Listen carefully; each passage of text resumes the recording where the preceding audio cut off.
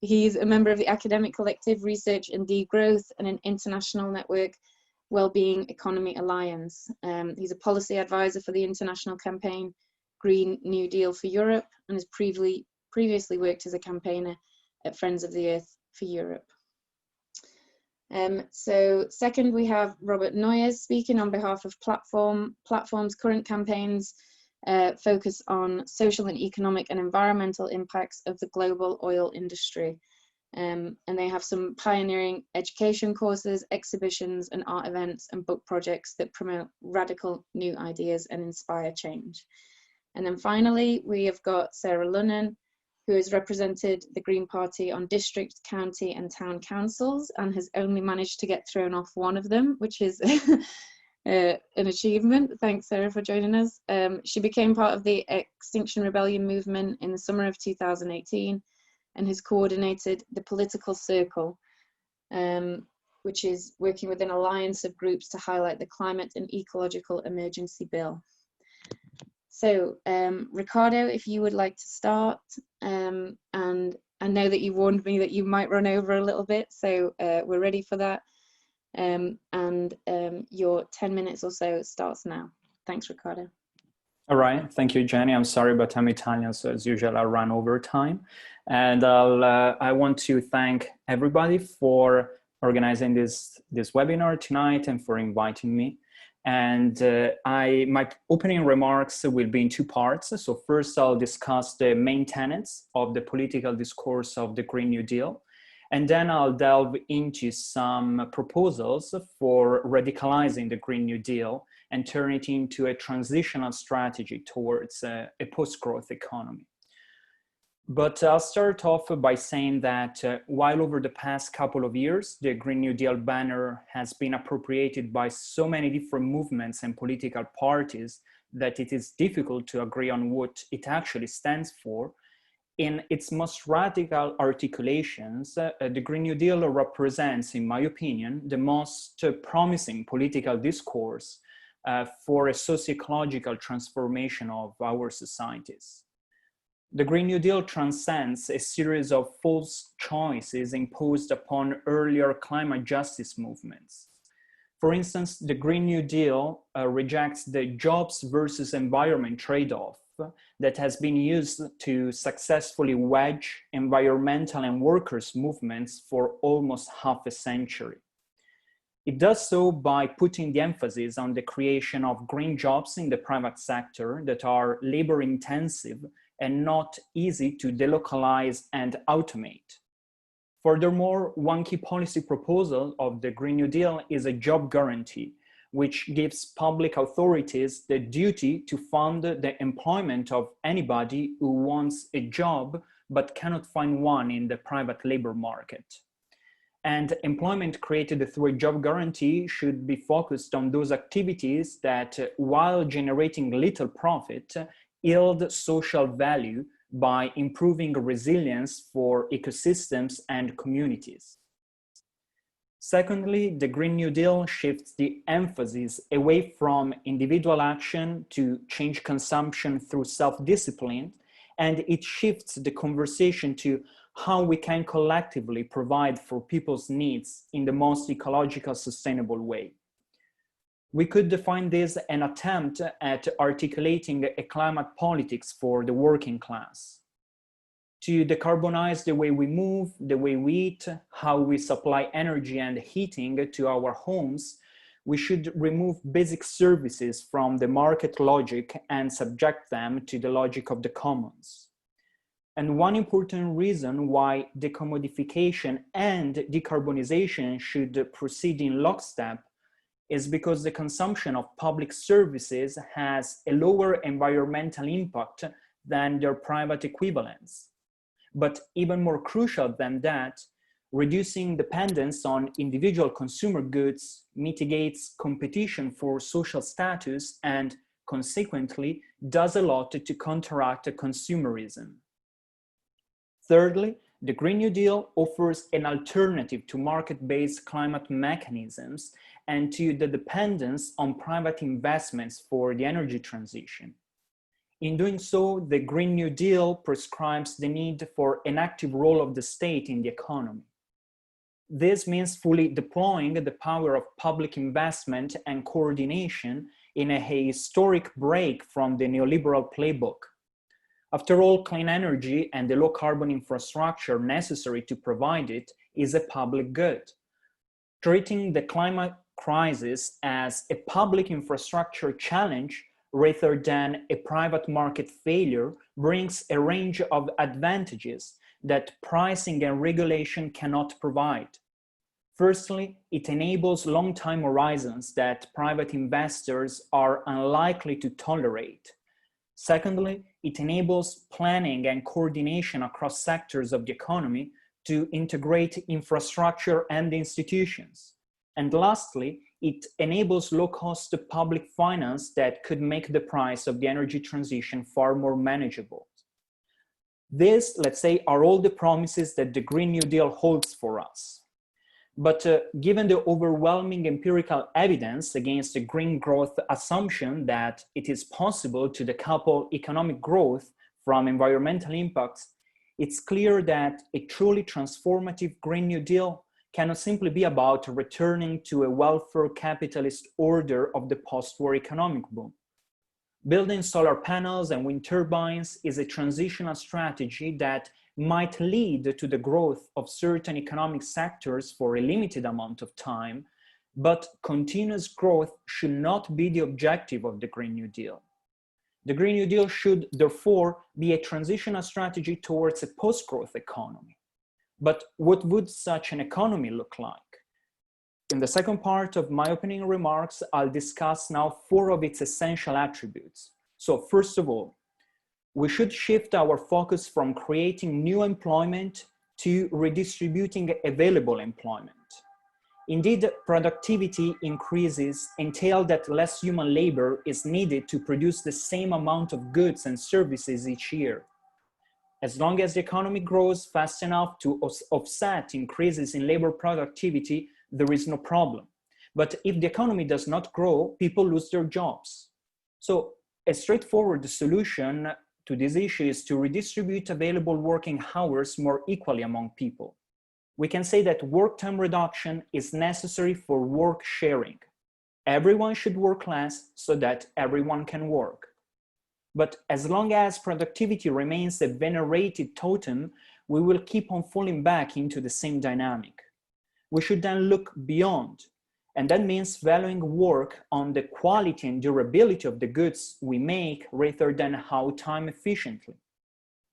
The second tenet of a post-growth economy is that we must transition from industrial production to social and environmental reproduction. The slogan of a post-growth economy should be less commodities, more communities.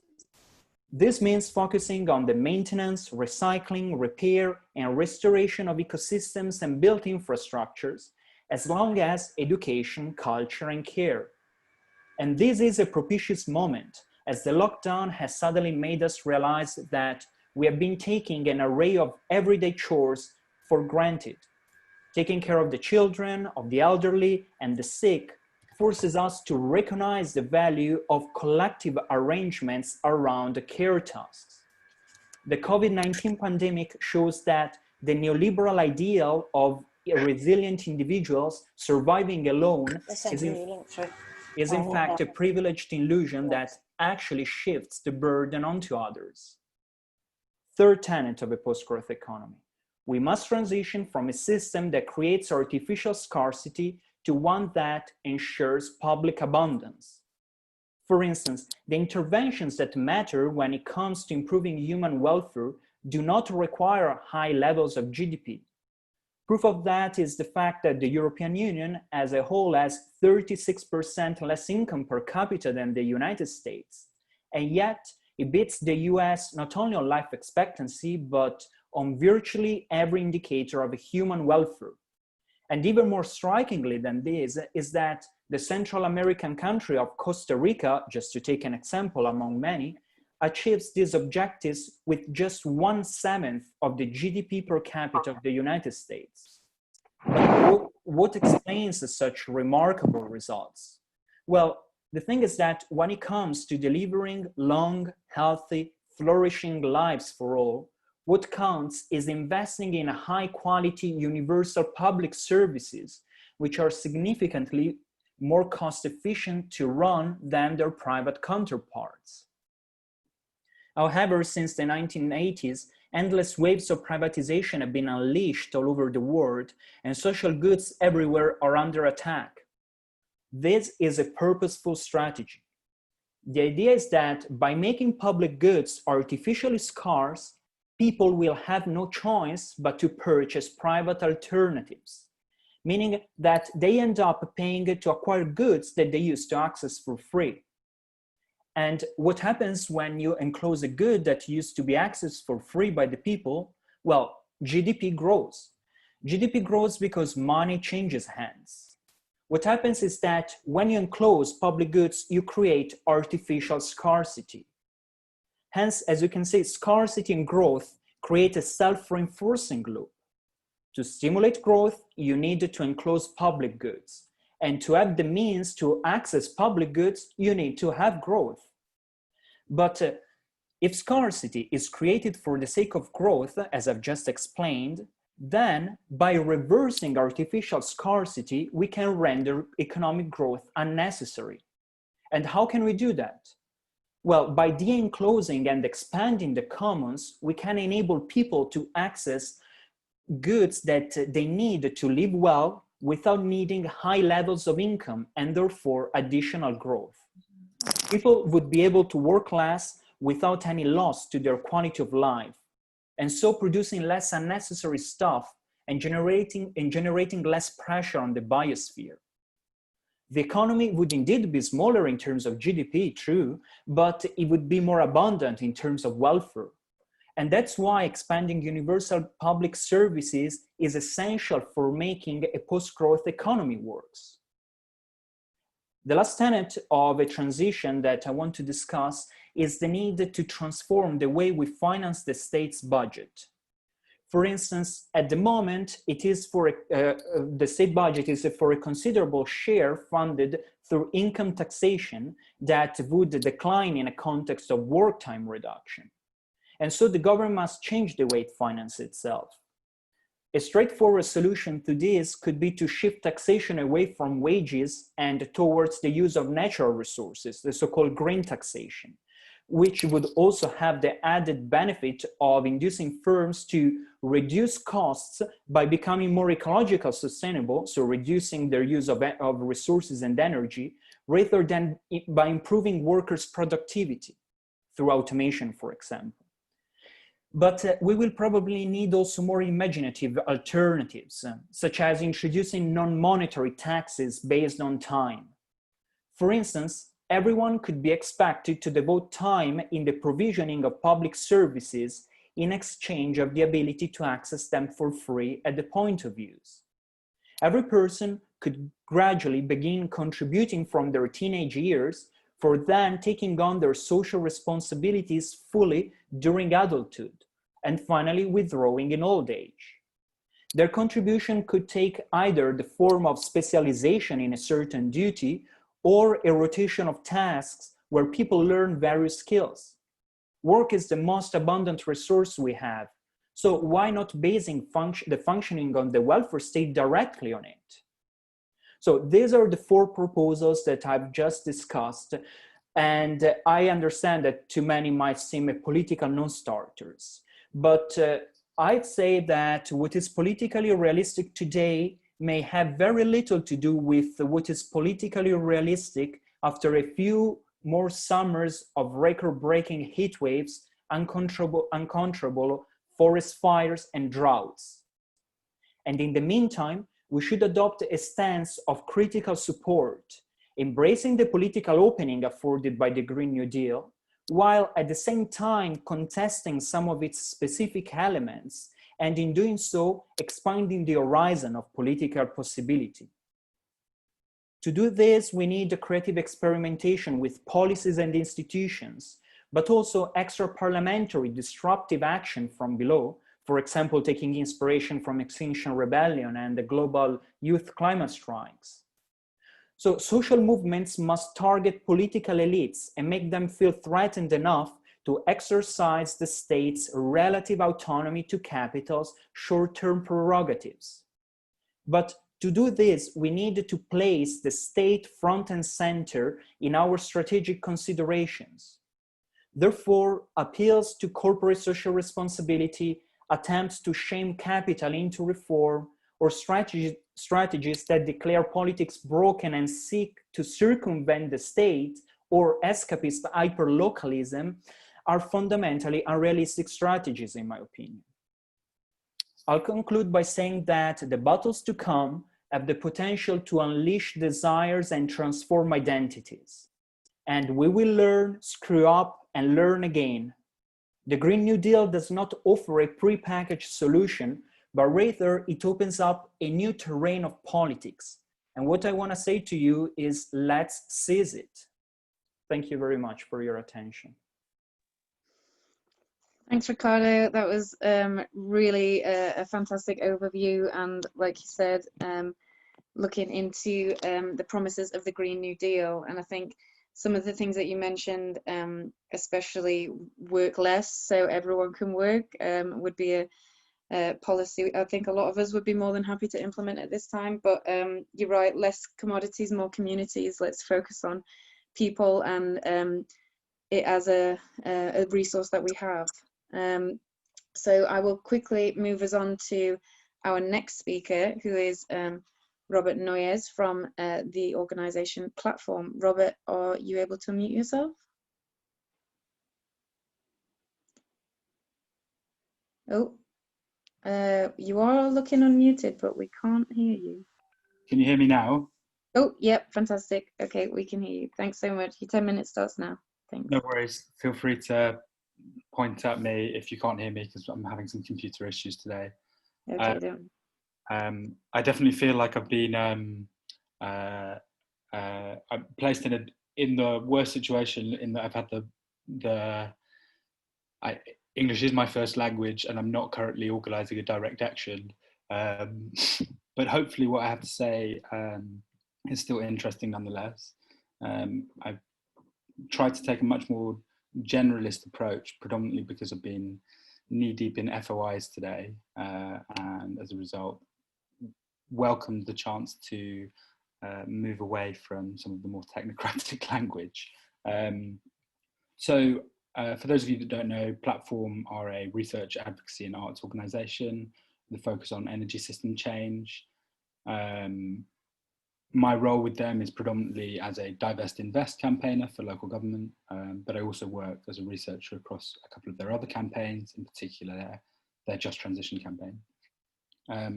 So I wanted to split this talk into a brief articulation of my views on where we are now, some thoughts on some things we can learn, thoughts on things that we need to be careful about, and then some recommendations about things we can do. So first, what do we hear from our government, major financial institutions, private companies? This is rather complicated, and back better, but we're going to go back to normal. We're all in for net zero, but our core business is going to stay the same. In other words, our political and economic heterodoxy is just completely incapable of facing the scale of intersecting crises, but they're not quite ready to admit it. Second, and more importantly, what do we experience as communities during the pandemic? Well, we've experienced that all around us there are people with power, healing, love and compassion, as demonstrated through our mutual aid groups. And likewise, we're seeing that all around us there are people being held back, oppressed and exploited by present conditions. So I want to move on to think about what we can learn from the pandemic. One, I think crucially, assumptions are often wrong and are often just arguments made in bad faith by those insistent on dragging a broken, unjust system through the portal of pandemic. Assumption one that demonstrates this is particularly relevant to the UK context, where I'm sure we all remember Boris Johnson speaking to us continually about how the British public couldn't possibly deal with a lockdown. There was so entranced with personal freedom, that they couldn't stand any form of restraint on civil liberty. In truth, 3 months later, surveys across Europe demonstrated that the British public supported a lockdown more than any other European country. Assumption 2 is one that many of us on the left have heard for a good while, which is that if you want to build a popular movement, you can't talk about race, police violence, or empire, because people don't care, or the British public is so recalcitrant and uninterested in those things that we should avoid it, in particular when talking about climate. The truth of that, in my opinion, has been totally smashed through by the recent Black Lives Matter protests, and demonstrated to be nothing more than a restraint on people that are disinterested in talking about liberation. Lesson 2, we need to be uncompromising, and we need to be uncompromising all the time, and this is quite difficult. Whether it's the Oil and Gas Authority claiming they need a sector deal because they are some crucial vector to a net zero economy, whether it's BP declaring net zero targets, while also explaining that 2/3 of CapEx will still be in fossil fuels by 2030, and without including Rosneft or 1/3 of their overall production in their targets to reduce oil and gas production by 40%, or whether it's Uber yesterday stating that they're going to spend $800 million for their drivers. Interesting, they're calling them drivers now, to go and get an electric car. Unfortunately, there are around 4 million drivers, so that's about $200 per driver to go and get an electric car. The overwhelming majority of high carbon emitting companies in the world have no place in the just transition and need to be placed in managed decline immediately before they take us all with them.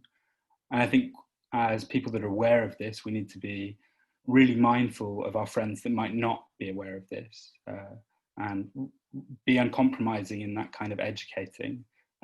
For those of us who have friends that may be persuaded and interested in climate issues, but less literate in the terminology. I'm going to move on now to things I think we need to be careful about. One of these things is learning the wrong lessons. And I'm apologize in advance if some of these things appear didactic. That's not my intention. They're just my thoughts. Simple one, COVID is not a roadmap for climate. Almost by accident, COVID hit the richest first. That's why we've seen a different kind of response. Climate doesn't do this, and it's devastated the global south for decades. And it's just one of the many reasons why some of the things that we see from COVID aren't things that we can replicate for climate. For one, lockdown is not a model for our politics or for reducing carbon emissions. In fact, I'd argue it's totally the opposite. Climate transition will mean that we do a lot less social distancing as we live a lot more public, socially orientated ways of life. Instead, we need to argue that if we don't want to have continual lockdowns in the next 50 to 60 years because of increasing pandemics, because of global heating, we need to tackle climate change urgently right now, and that's the way that we engage with this. Likewise, while high levels of state intervention and public spending, as we've seen with COVID, can also be used and harnessed in many of the ways that Riccardo's just articulated to deal with climate breakdown, these measures will necessarily need to target the main drivers of climate change in a way that they haven't for COVID. The next thing I think we need to be careful about, and we can learn from COVID again in this, is using the wrong metaphors or not explaining them properly. It was striking throughout the pandemic, at the beginning in particular, the extent to which World War II and Blitz spirit in the UK were used as metaphors, without explaining that, one, we were never all in this together. That wasn't the experience of the Blitz. Indeed, the bomb shelters were created partially because of mass occupation of underground stations by people, in much the same way that we could say that our lockdown was based on people organising and demanding that in various ways. For two, as we come out of this and think about the metaphors that we use for climate, in particular the World War II metaphor, we need to remember that the priorities of the capitalist class were totally aligned with winning World War II. We cannot afford to tackle the climate emergency in such a way that leaves the same groups holding indiscriminate power and wealth. So we need better metaphors when we're doing this, and using World War II in this way. And I'd recommend Andreas Malm for this. The last thing I think we need to be careful about might seem bizarre at the moment, especially given Extinction Rebellion is doing such great things right now. But I think we also need to be cautious about the strength of the climate movement right now, and in particular as we enter recession. We need to remember that the climate movement seemed really strong in 2007 too, and we can't afford for it to break down in similar ways in the future. And I think part of the way that we go about making sure that that doesn't happen is by organising precisely around the Green New Deal just transition element. Which brings me on to what we need to do. In the UK, I think we need to be a lot better at listening to those on the front line of the transition and engaging with that. This means high carbon industry workers across the UK, whose livelihoods and communities will be most impacted by the transition. For one, this means offshore oil and gas workers. Rystad Energy predict that over 1 million offshore oil services jobs could go in 2020. This is a fifth of all oil service jobs worldwide.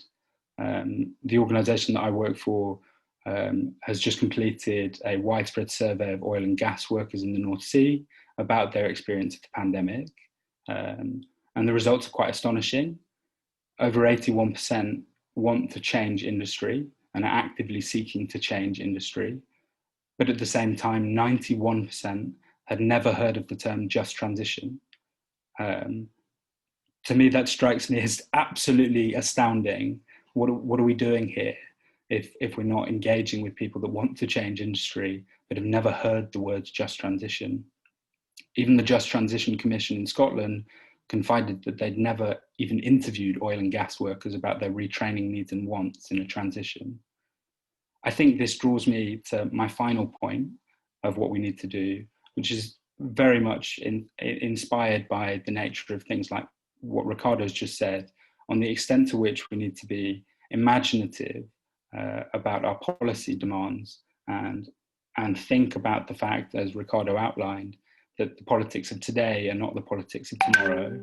And we need to demand the impossible all of the time. For me, that means doing things like thinking, well, why can't an oil worker run a patisserie? Why can't they work in care? And why can't a Scottish government or a UK government provide the retraining needs to do this? That specific example comes from a case study interview that I did just yesterday, where there was an oil worker in the North Sea in Aberdeen who's just been laid off, and the thing he really wants to do is go and run a patisserie in Aberdeen. And I think we need to be bold and imaginative in demanding a different future, and not be bound by the constraints of what we think is politically possible now, in ways that I'm sure all of you absolutely agree with. Thanks a lot. Hi, thanks so much, Robert. Again, a really fantastic beginning to our session and some really interesting points that you've made. I think it was really nice to bring that human element to it with some of your examples and case studies and the statistics that you mentioned.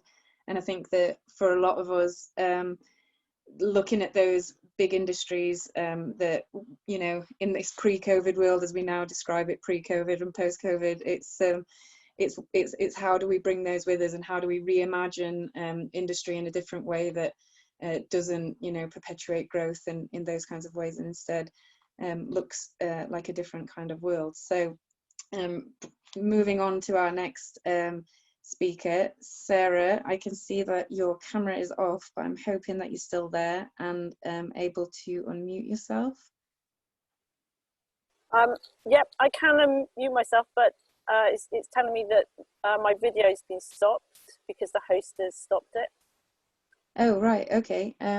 Hopefully the host will be able to switch you back on. Aha, yep. Look, I've gone orange. Fantastic. Okay, thanks so much, Sarah, for waiting, and your time starts now, and thanks very much. Thank you. Yeah, I think I'm going to be even more embarrassed than Robert, because I have really haven't done my homework for this event, so I'm rather speaking off the cuff. So my apologies if it seems like a gabble of ideas and insights. I think we have to acknowledge where we are. Oh, they're all. Oh, God damn it! I'm being taken over. Sorry, I'm going to have to move a little bit. Yeah, thanks, guys. Yeah, sorry. So I'm not with you under the best conditions. So where are we? I think one of the most important things that I've heard tonight from both of the other speakers, from Riccardo and from Robert, is that people are going around and are thinking about and looking at how we can transition to the world that we know that we want. So one which isn't going to harm us, one which allows us to build communities, one which allows us to repair the planet, and one which allows us to tackle our carbon emissions and where we're going to get our energy from. And I think the ideas that Riccardo talked about degrowth and about organising the economy to value and to count what we think is valuable and not GDP is really important. And it seems like, you know, it's obvious that's what the economy does, it grows, but actually we can organise an economy to measure and to measure what we want. It doesn't have to be the way it is. And that's a really radical idea, and one that it takes people some time to understand. And equally, Robert's point about if we are going to transition, we have to take everybody with us. So we have to take the wealthy with us. They have to be part of this fight, but also we have to take those marginalised people with us who are suffering already. So how do we do that? We know these ideas are around. Like Naomi Klein did a video about this at the start of COVID. Like, those ideas are already sitting on the shelf. They were sitting there in 2008 and nobody picked them up. So we need to make sure that the right ideas are picked up this time. And the idea of not compromising, we in the environmental movement have spent too long compromising about what's needed, as if what we're talking about and have talked about is merely a competing priority amongst others, as opposed to something which all of life is based upon. Like, and the emergency of our natural world has to become the prism through which we view everything now. Our communities, our economies, the whole lot. So we can't compromise anymore. And I think Extinction Rebellion's demand for a citizens' assembly is the way that we can do this. So we don't end up with the yellow vests are part of the conversation. The oil workers and the high carbon industries are part of the conversation. And we educate and we deliberate and we come to a sense of purpose, and we can unify around the way that we need to go forward. So that's how I see the ideas that Riccardo talked about, that Robert's talked about, being picked up and taken forward. But, you know, we face a super tanker. You know, we face all of those. We face the elites who are doing very well, who don't want to give up their power.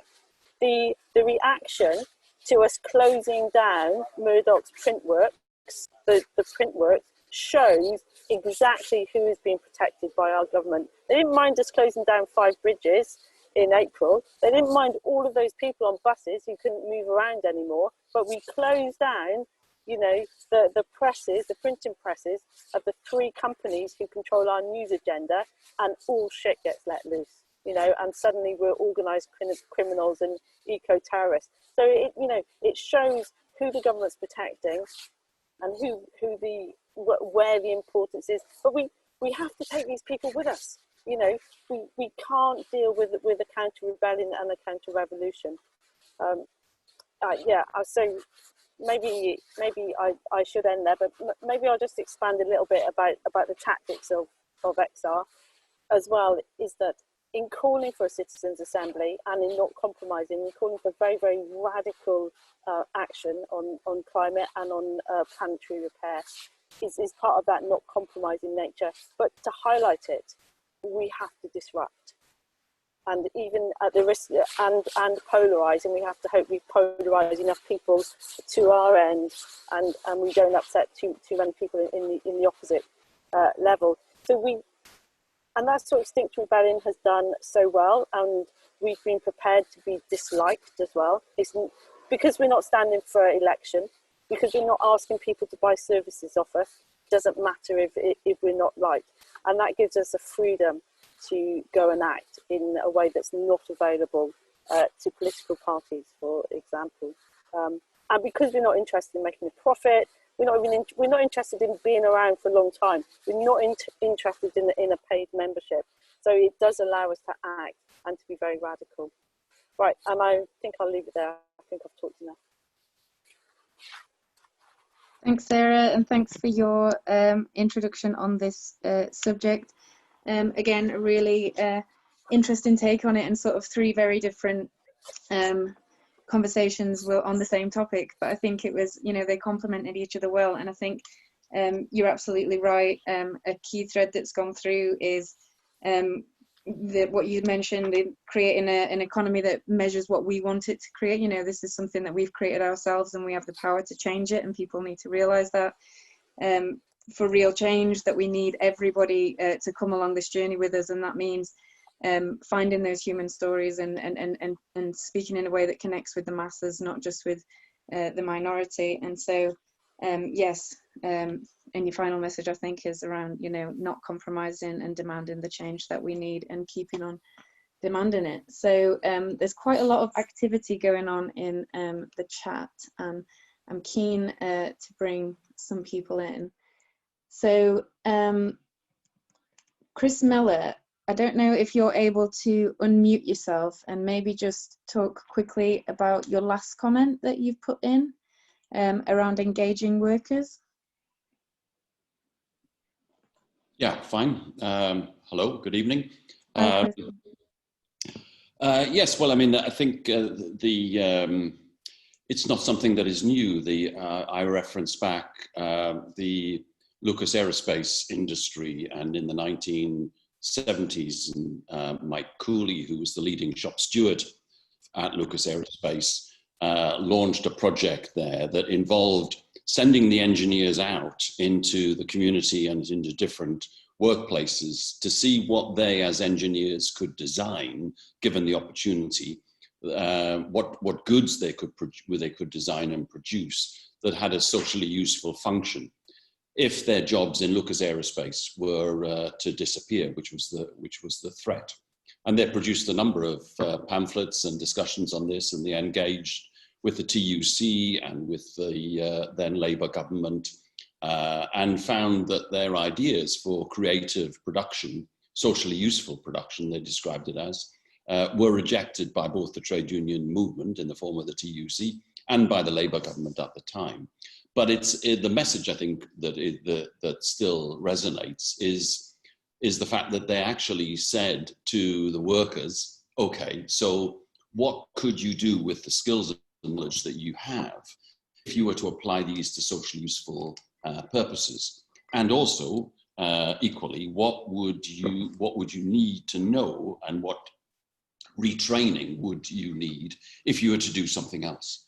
And what they found was, of course, that workers themselves have a huge capacity and the insight and the creativity to go out there and observe what is going on and in different kind of social settings, and be able to say, yes, as an engineer, if I was here, I could solve these various problems using my skills and my knowledge. Given the chance, workers are themselves, we are all creators. And if we given the opportunity, we can apply our skills and our knowledge in a whole variety of situations that are not constrained by the roles that we have as workers, because they're very restricted roles. So in some ways, there's not really a problem, I don't think, in how we engage people in the question of what could you do in a different set of situations. The problem is that we never ask workers what they could do, how they could imagine a future that is different from today. We somehow think that they need to be educated about these things, but actually workers themselves are well aware of the challenges that we face. Given the opportunity, they would be able to come up with a lot of very good answers, creative answers to how we move forward. Absolutely. Okay, fantastic comment. Robert, I can see you nodding along there. Would you like to give us a comment back on that?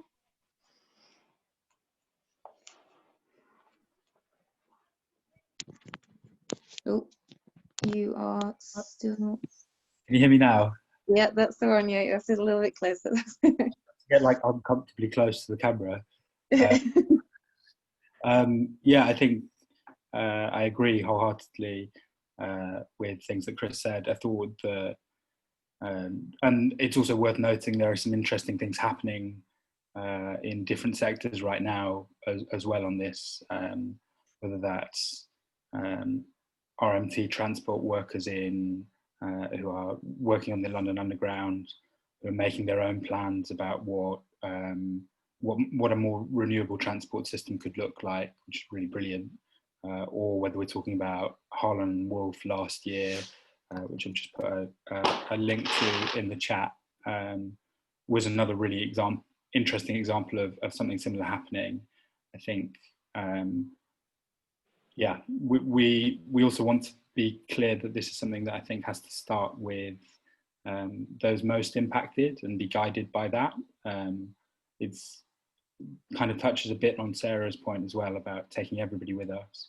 I think that's totally correct. My take on that would be, by Sarah, would simply be to say that we need to listen to those impacted most first and be guided by that, rather than be thinking, well, all of our jobs, all of our livelihoods need to change. Yes, that's correct, but none more so than an oil worker in Aberdeen in the UK. And as a result, we need to be guided by that if we're really creating a liberatory politics. Absolutely, thanks. I've just noticed that Sarah's mentioned she might have to leave. Sarah, do you want to just give us a final word, and then I'll move on to Riccardo afterwards? Thanks. Yeah, so I was actually agreeing with Robert. So we so like a kind of jazz hands. So yeah, was agreeing with you. I do need to go. Yeah, I mean, I think the point about the workers is it's about having information and having the time to discuss things and being able to come to agreements and conclusions. And I think that proves the point. That's why the idea of citizens' assemblies or, you know, deliberative spaces allows empathy to build. There was a German philosopher who wrote about it. His name I can't remember, but if I do, I'll send it to Martin or Lynn. But these are very different ways. It's still democracy. XR is not anti-democratic. It is democratic, but it is a way of us upgrading our democracy to allow us to make the different decisions. Because if we think the system as it is going to allow us to change massively, I think we're fooling ourselves. So we need to find a different way of making those decisions which allow us to enact the massive changes that we require. Changes come in one way or another. So, you know, either we grab it by the scruff of the neck and we degrowth into another world and community, or we're going to have to deal with a very unpleasant world. So yeah, it's up to us, I guess. And thanks, guys. Absolutely. Thanks, Sarah, and thanks for your comments. Riccardo, would you like to come in on this discussion around workers' engagement? Yes, I very much agree with what has been said so far on the topic, and I'd like to add on that we cannot content ourselves with the more, let's say, direct role of the state in the economy, as I was arguing in my talk about the Green New Deal. I would argue that we must also democratize the workplace, let's say, to win social power over material production. That is because we know that it is not so much demand that influence supply, but rather it's the concentration of the means of production that determine the way in which we produce and consume. And nowadays, a few large companies and multinationals decides the direction of the economy. So they decide where to place factories, wages, environmental standards. So if we want to democratize the economic production, this means first of all, involving in the decisions about the workplace, the workers and the communities as well that must live with the consequences of the production choices. So it's not just the workers, but I think it's also the local communities, and most often than not, these workers come from this local community, so they are very strongly interlinked with each other. And looking beyond, let's say, the workplace, and going back to the proposal of the job guarantee that I was discussing in my opening remarks, I think that we need to try and take this idea that has been around for several decades and re-articulate it in a way that can foster not just the ecological transition, but also participatory democracy, collaborative democracy. So we could say that while a job guarantee should be nationally funded, it should then be locally administered. This means that once we have people that are willing to work and decide to take up employment through the job guarantee and they receive payment from the state, then we should involve local communities, workers, volunteers, various types of organizations to come together and deliberate what are the needs that are unaddressed in our communities, so that we don't have some top-down decision-making on what is work that should be done through this job guarantee, but rather some bottom-up decision-making on what is missing, what are actually the tasks that needed to be taken care of in our communities, and then we can channel those workers to do precisely those. These are some of my thoughts on the matter. Absolutely, thank you, fantastic. So Martin Kutcher, if you would like to unmute yourself, and also Dagan, if you could allow Martin's video. We've had a request from Mary Ann, and I just want to make sure that the camera comes on for Martin. Martin, are you there? Oh, yeah, yep. I can see you and hear you. Great. Yeah. Yes, what did I say? I said the current monetary and capitalist system is symbiotically predicated on growth. These are man-made systems, and how can we move away to a new man-made system which doesn't create these problems? I know that Riccardo has written on the monetary systems. Okay, fantastic. Well, let's go to Robert first and hear his thoughts, and then Riccardo can come in on that once he finds the paper that he wrote. Thanks. Thanks, Robert. Oh, I think you muted again. Oh, no, you're all right. Space for Riccardo here as possible, because he's much better placed to answer this question than I am. I think the only thing that I'd note in particular on the oil sector is kind of linking to something that Riccardo was saying earlier as well. I think we just have to be mindful that the nature of investment in these industries is drastically different to even what it was 6 years ago.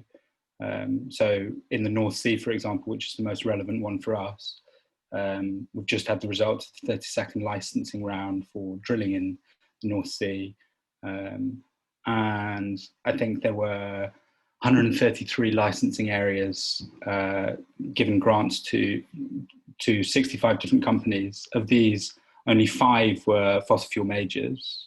Predominantly, these were to relative minnows in oil companies terms, predominantly owned by private equity firms who have no real interest or consultation with any of the communities that they involve, which is something that even within the history of the North Sea is remarkably rare.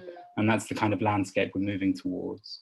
So as a result, I think it's something that we just have to be mindful of in this question of, as in particular oil markets move towards being owned by private equity and oil traders that have no real interest in long-term involvement in the area in a way that is different to fossil majors. We just have to be really careful about not repeating the age-old arguments and engaging in the wrong way, which I'm sure Riccardo will speak much more to. Thanks, Robert. Riccardo, would you like to come in? Yes, sure. I mean, the money question is a $1 million question when it comes to post-growth, because of course one of the main drivers of economic growth in our system is debt. And bank money, the way it's created nowadays, causes our economy to be overloaded with debt. So we could say that the current monetary system we have is a form of commodified money. So money is actually a commodity that is created by banks, and it follows the profit motive.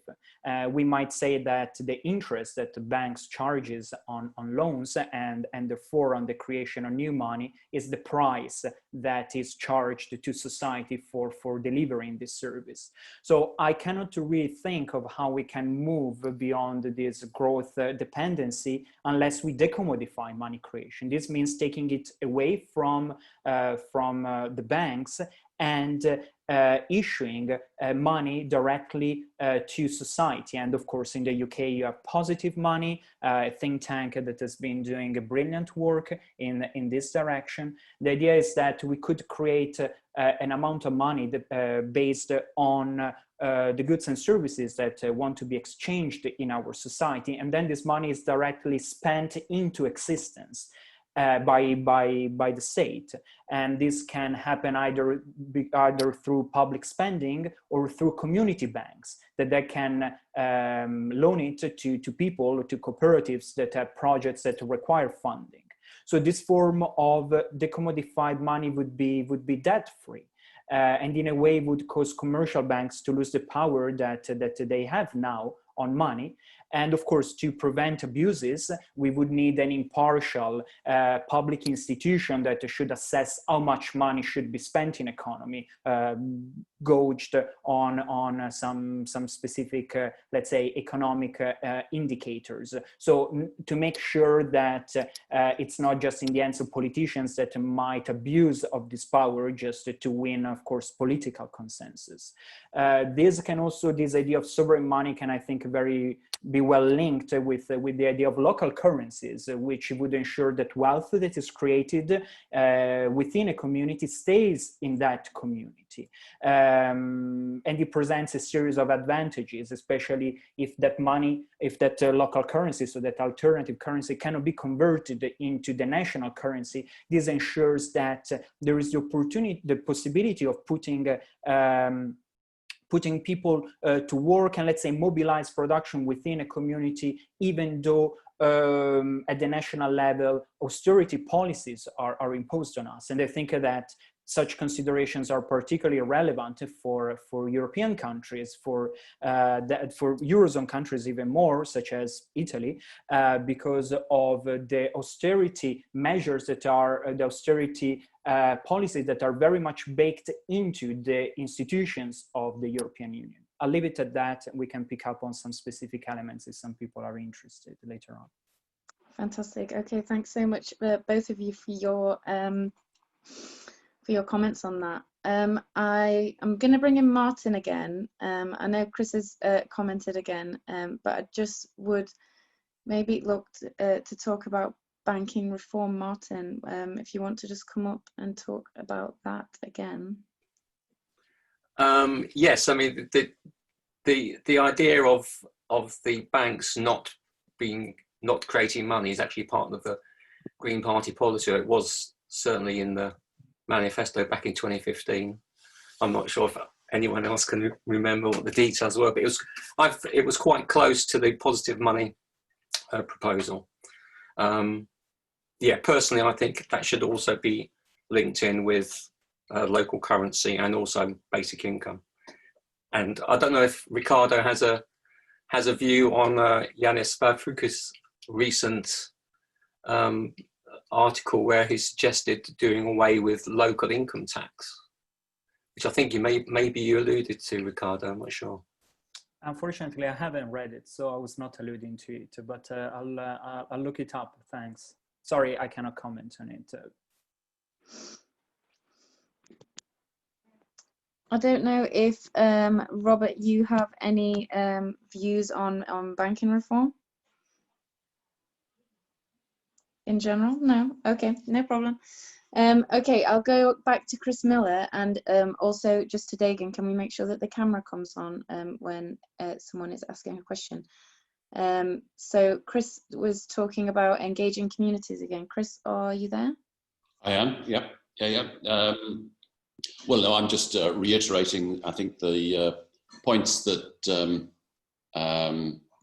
were made by both Riccardo and Robert about the importance of engaging communities. And there is a very good example of this very recently in Australia, where following, the droughts, 10-year droughts, and longer even in Australia, all parties, political parties, had agreed that they had to reform their water system, and that communities across this huge area known as the Murray-Darling Basin, that stretches from Queensland all the way down through New South Wales, Victoria, and out in South Australia. They had to really reorganize and restructure the distribution of water. And most of these communities across living up and down the basin are water dependent, essentially. And so a group called the Wentworth Group of Concerned Scientists set up this program that involved not only trying to do an analysis of where water should be reformed, as it were, where you take it from and where you leave it in the system, but also set up a system of engaging with local communities to basically kind of say, okay, your livelihoods depend upon water now. All local industries, directly or indirectly in a town, has a water connection. But imagine what this place could be like in 50 years' time, with far less water coming with underpinning your economy. Again, the same kind of question as we were saying about posing to workers, really. How can you reimagine the skills and the creativity within this community, moving from a water-dependent economy to a non or a much less water-dependent economy? A very challenging question. In a sense, you have a whole town or a small city that is water-dependent and has been for a long time, and has that dependency has been encouraged by government in the past, in the same way that mining communities in the UK were, encouraged to be created by government to deliver coal for the nation, and then suddenly it's decided for a whole variety of reasons that that's no longer required. And in Australia, it's a question of saying, okay, now we've asked you to build your communities based around water, but I'm sorry, folks, can't do that anymore. So it's a big thing to say to a community, okay, what would you be doing if you didn't have so much water? And these are kind of critical questions, and they take a long time to be developed and talked about and discussed within those towns. And it's hard work, and it requires people on the ground with a sensitivity about how you work with communities in order to do that. But it can be done. Absolutely. So let's bring in Riccardo first on that, on reimagining communities that are dependent on one natural resource, I guess, in a nutshell, maybe.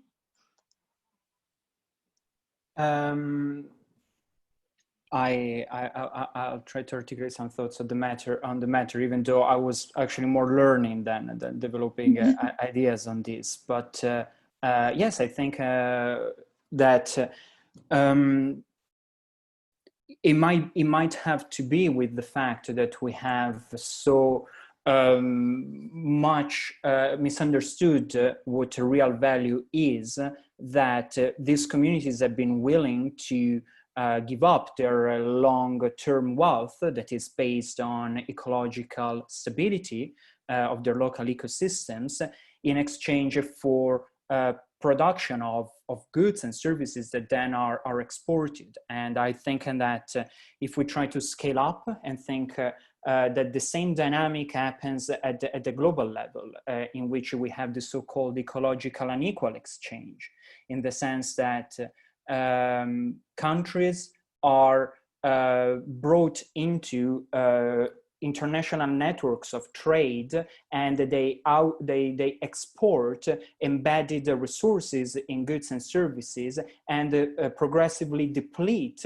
the resilience of their ecosystems in exchange for money. So I think that it's pretty lunatic as an idea, as money has, of course, you know, no value per se. It's just a social convention. So I can think that the same dynamic plays within countries. Now, I'm not too familiar with the specifics of the context that was be discussed in the water example, but I guess that these communities, that there are certain water intensive production that was concentrated in those areas for exports of goods to other areas of the country. So I think we must very much rethink the relationship between, let's say, the concept of wealth. So the relationship between natural resources and monetary wealth.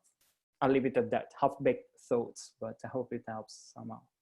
No, thanks. Absolutely. I guess it's sort of like you were saying, a micro example of our reliance as a world on money. So definitely very interesting. Okay, there's quite a few questions coming through, so I'm keen to get a few more in. So Martin Whiteside, would you like to come in and ask your question? Yes, thank you very much. I mean, we've had some great ideas of where we need to be, but I think sort of as a local politician, you know, the question always is, what are the political decisions we've got to really take now to try and move us in that direction? We realize we've got actually very little time within this emergency, and we've got to make major changes now. You know, citizens' assembly maybe is a really important first step, but in other political things that we can do to get things moving in the right direction, because we've got to have a roadmap of change, I guess, and some guidance on that, or some ideas about that, you know, from the speakers or other people would be great. Okay, fantastic. So Robert, would you like to come in first on that? Just any thoughts or ideas from yourself or platform?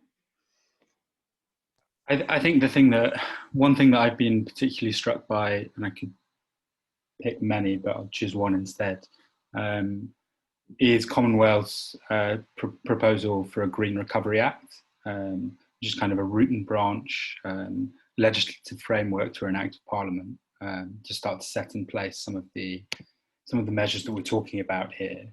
Until now, the debate is rightly centred on like need for a step, you know, transformative debt finance, step change in public investment, really, to finance a green recovery. But unless we have like a reordering, really, of the UK's legal architecture to rewire behaviours and outcomes, then this inevitably will just fall short. And there are 6 principles to the Act, which I'll just read out, which are a banning principle, banning coal, oil and gas as far as technologically practicable, necessity principle, basing exceptions to coal, oil and gas bans on technological necessity, climate damage as a principle, acknowledging openly that coal, oil and gas cause climate change, climate damage, not change, along with damage to health and damage to property. Prudence principle, saving taxpayers and businesses money with investment and long-term prudence. The mainstream principle, where conservation and renewable energy become mainstream practices, and the coherence principle, ensuring coherence of the UK's national action with all international conduct. I think I'll leave it there, but I'll also share a link to the Green Recovery Act in there. I think it's something we should be thinking about very seriously. Okay, fantastic. Thanks, and thanks for that resource. All of the links that we share throughout this go up with the recording on our YouTube channel. So don't worry if you don't catch things in the chat, they will be available after this. Riccardo, would you like to come in with your thoughts? Thanks. I don't really have specific thoughts on the matter, so I'm fine with picking up on maybe another question. Okay, yeah, no problem, no problem. If anyone else, I know that Martin said from our speakers and from anyone in the audience, if anyone has any quick action points that they want to share with us, or demands on our politicians, as they are here in the room, some of them, then please pop it in the chat and I will happily bring you in. I think Martin Kutcher might have, oh no, sorry, is that from, just trying to read the chat as we go. I think that Martin is just referring to the banking reform question that we were talking about previously.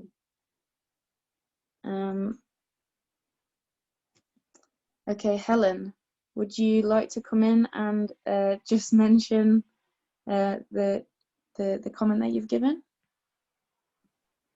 Yeah, I think, well, the Commonwealth project picks up on it, but I think in terms of what, hello everyone, in terms of what local authorities can do, I think decarbonising transport is really important, and I think retrofitting all of our housing stock and everything else is really important as well, and both have got amazing capabilities for local employment and local community action, and getting people talking to each other more and trusting each other more. And I think possibly also being funded by the kind of municipal bonds that we're starting to see West Berkshire, for example, using. So I think those are really practical things for me that I would love to see all local authorities getting on with. Absolutely, I'm seeing a lot of nods from the cameras that are on. I know that at the AGM, the Green Party AGM, we had someone come and talk about retrofitting, and I think that that does seem like a solution that could be implemented. And as we know, energy is very expensive and heating homes is very expensive, and so it's something that would benefit a lot of people within our community as well. So it seems like quite a quick win. I mean, quick, not maybe in time, but definitely something that we can get started with. I know that that's also part of the Green New Deal, like you were mentioning around green jobs. So that's obviously something that we've been discussing. So we haven't had any more questions in. Oh, from Robert.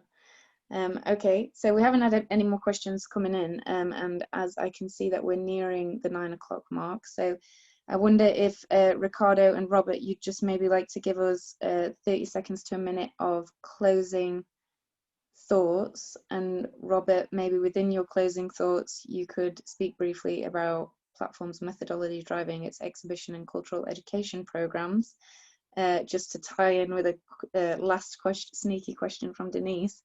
And then we will close for the evening. So Robert, if you'd like to go first, that would be great.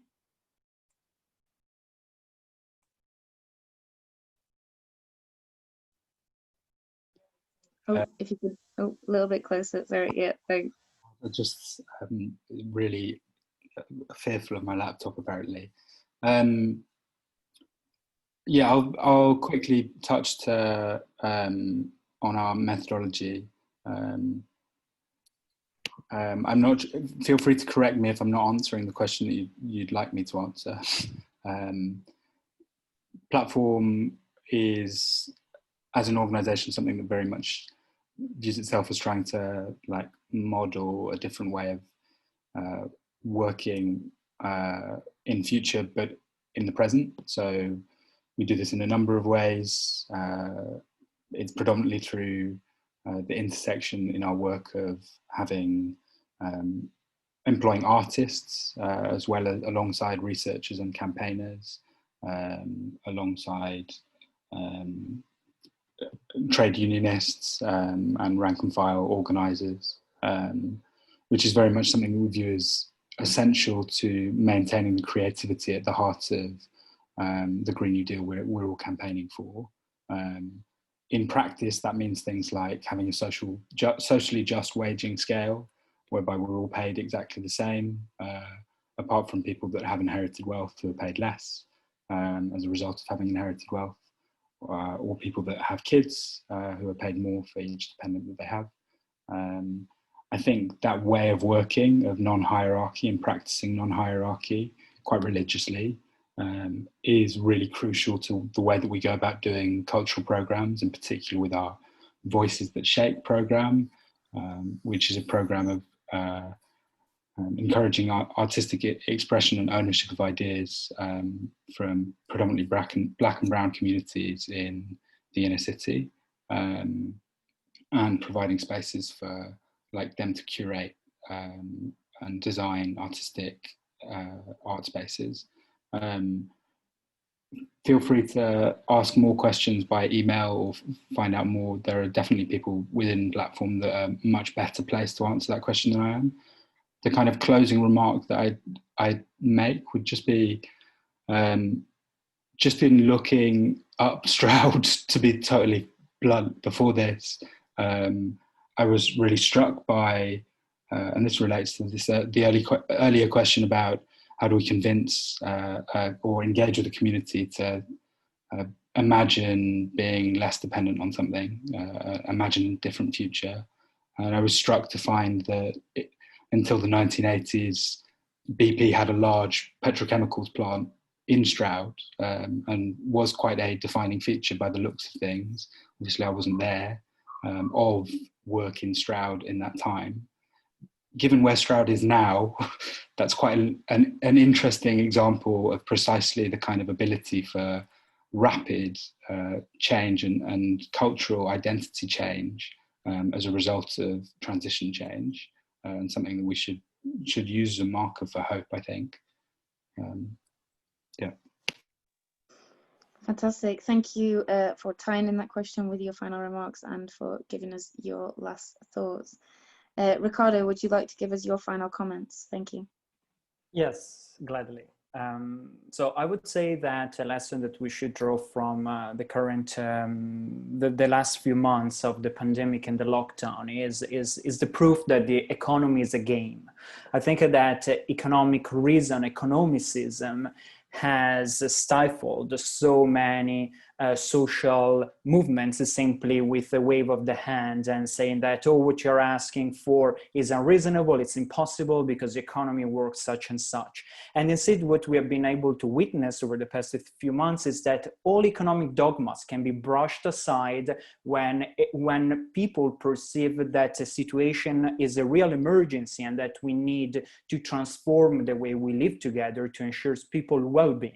So I think that we should harness this moment, we should learn this lesson and turn it against all those realists that tell us that transforming our society and our economy to face the climate crisis is not possible. What we should learn from the pandemic is that when there is a threat to societal well-being, what we need to do is to impose strict limits and err on the side of caution. So for example, in the case of the pandemic, the limit was stay home, right? Suspend production, suspend consumption.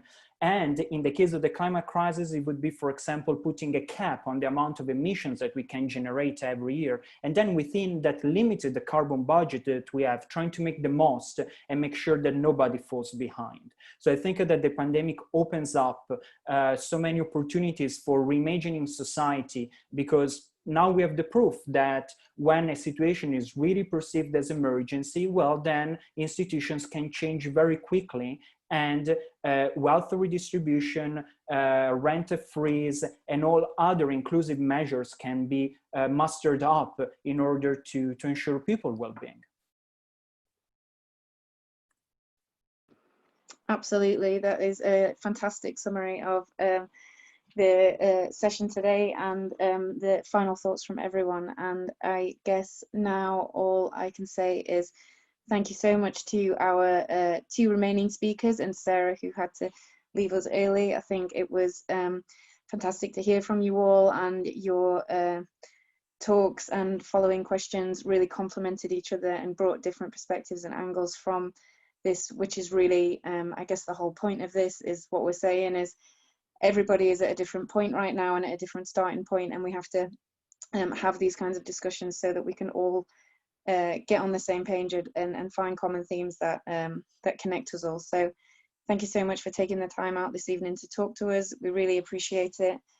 thank you to everybody who has joined the session this evening. We really appreciate